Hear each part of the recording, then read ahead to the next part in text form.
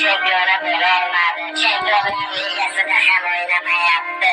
Marokashga ham qo'yib olmadi-ku.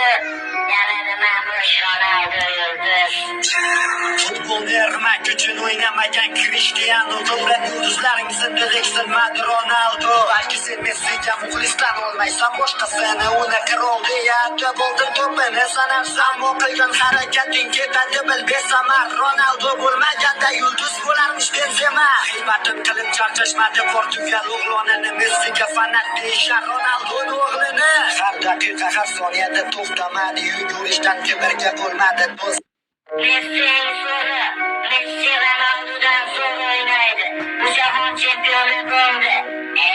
Işte qachongacha Cristianoga muxlislik qilasan? Axir u jahon chempioni bo'lolmadi. Chempionlar ligasida ham o'ynamayapti. Marokashga ham qo'yib olmadi-ku. Yana nima bu Ronaldo yulduz?